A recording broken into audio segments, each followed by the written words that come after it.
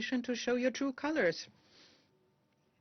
And we are very curious to find out, do those countries which did not support the resolution do not understand how pathetic they look? We've already mentioned that this is not even double standards. This is surreal. This is living in the through-the-looking-glass world, and it's just a disgrace. We are going to now remind you of that when in other situations you will try to present themselves as advocates of international law. Regardless of the outcome of the voting today, Russia will continue making all efforts possible for the as quickly as possible end to the confrontation in the Middle East and settling any differences using peaceful means. And we will help the countries in the region and all countries in the conflict. And we count on a similar approach on the part of reasonable and constructively minded member states. I thank the representative of Russia for the statement.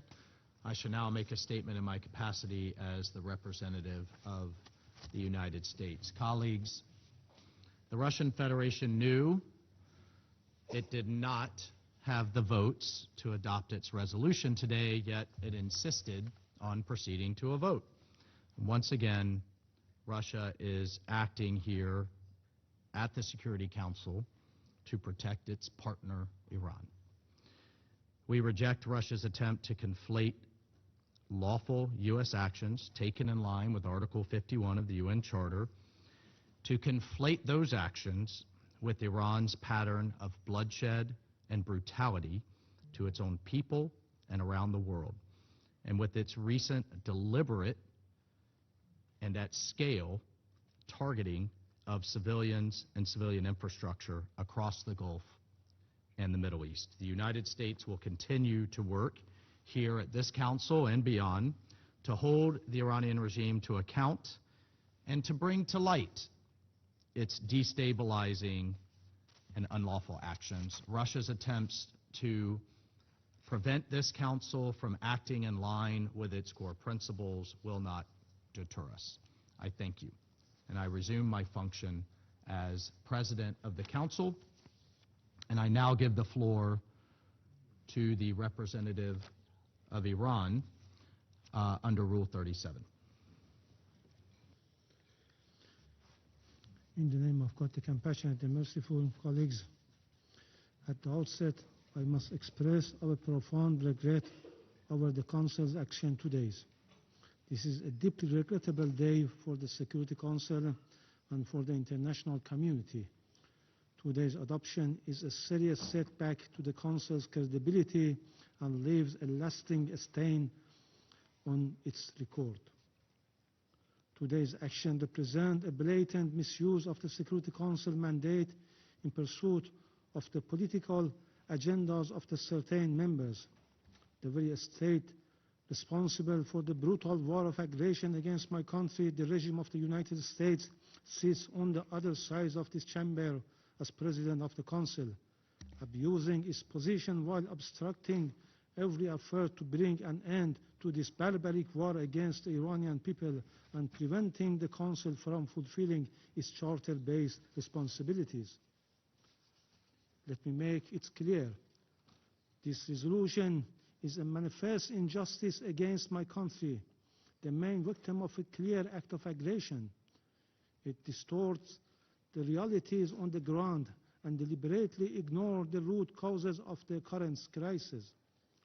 The very purpose of this biased and politically motivated text, which was pushed by Israeli regime and the United States, is clear: to reverse the roles and position of victims and aggressors. It rewards the regimes of the United States and Israel, which have violated the UN Charter and committed acts of aggression. In doing so, it established impunity and sent a wrong message to the international community, emboldening the aggressors to commit further crimes. Accordingly, we do not recognize the Council's action today. We consider it unjust and unlawful, inconsistent with the United Nations Charter and international law, and an action that completely disregards the established principles governing determination of acts of aggression and breach of the peace. Make no mistake, today it is Iran, tomorrow it could be any other sovereign state. We thank Russia and China for their constructive efforts. Those members that voted in favor of this resolution, particularly the European members of the Council, including France, United Kingdom, Greece, Denmark, and Latvia, have demonstrated that their repeated claims of defending the UN Charter and the principles of international law are nothing more than empty words and hollow rhetoric. These members lacked even the minimal courage to acknowledge the perpetrators of the aggression, Israel and the United States. While concerning the violation of the Charter and international law and speaking of the international peace and security, by deliberately ignoring the flagrant violation of the most fundamental principles of the UN Charter, the prohibition of the use of force, these members have once again shown that for them, respect for the Charter and international law is selective and subordinate to political agenda. The hypocritical and irresponsible conduct once again demonstrate that political consideration take precedence over their professed commitment to international law and the UN Charter. It is evident that these countries are simply implementing political instruction from Washington rather than exercising independent judgment and decision. Regrettably, some members distorting the reality and facts on the grounds and made a cynical and blatant attempt to blame Iran and accuse and condemn Iran while ignoring the root causes of the current situation, whitewashing the U.S. and Israeli heinous crimes and military aggression, especially the massacre of 170 schoolgirls in Minab, as it was Iran that initiated this war. We categorically and strongly reject all the baseless and politically motivated accusations made by some members against my country, which are entirely devoid of any legal foundation. The aim of this accusation is clear: to distort the reality, deflect the attention of the international community from war crimes and crimes against humanity that have been and are being committed against the people of Iran by the Israeli regime and the United States. But the facts prove otherwise and speak loudly and clearly. Against this backdrop, I now wish to emphasize the following points. First, the root cause of the current situation are clear and simple. On 28 February, the United States and Israel regime launched a military attack against the Islamic Republic of Iran in flagrant violation of Article 2, Paragraph 4 of the United Nations Charter and the preventory norm prohibiting aggression. This is an illegal, illegitimate, and unprovoked war began with the cowardly terrorist assassination of the supreme leader of the Islamic Republic of Iran, the highest official of the sovereign member state of the United Nations, along with several senior state officials, and resulted in the deaths and injuries of thousands of civilians. This aggression was accompanied by coordinated attacks on both military and civilian infrastructure, including schools, hospitals, residential buildings, sports facilities, public service centers, and relief facilities across the country. These acts constitute grave violation of international law and serious breach of international humanitarian law. Senior officials of the aggressor states, including the President of the United States and criminal Prime Minister of Israel, have publicly acknowledged and justified this attack, thereby openly admitting responsibility for this unlawful act of aggression. Since 28 February, the continued military strike by the United States and the Israeli regime have martyred more than 1,348 civilians, including women and children, more than 17,000 civilians injured, and destroyed or damaged 19,734 civilian sites. These include 16,191 residential homes, 1,617 commercial and service centers, 77 medical and pharmaceutical facilities, 65 schools and educational institutions, 16 red cranes building, and multiple energy infrastructure facilities. The scale and systematic nature of this attack clearly constitute war crimes and crime against humanity. Second, in response to this deliberate and unjustified aggression, the Islamic Republic of Iran has exercised and continues to exercise its inherent right of self-defense in accordance with Article 51 of the United Nations Charter to defend its sovereignty and territorial integrity. And in light of the failure of the United Nations Security Council to discharge its duty and responsibilities under the Charter of the United Nations, has undertaken necessary and proportionate defensive operation against the bases and facilities of the aggressor. Such actions are lawful under international law and have been clearly and repeatedly warned of in advance through various channels and at different levels.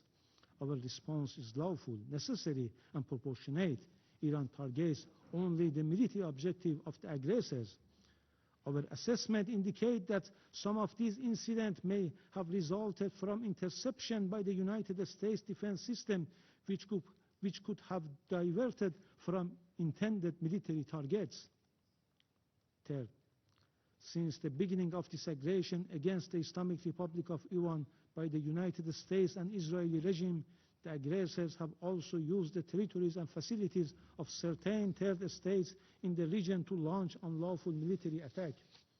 Under the fundamental principle of international law, states are prohibited from knowingly allowing their territory to be used directly or indirectly to cause damage to other states.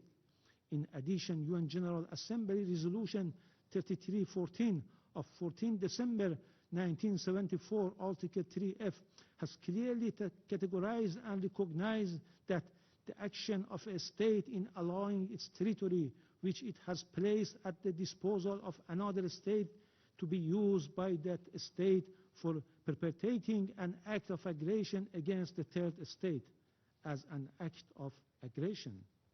Furthermore, as a principle of international law emanating from the jus cogens character of the prohibition of aggression, states must undertake all necessary measures to prevent foreign based in their territory from committing acts of aggression against other states and must not facilitate or support such acts.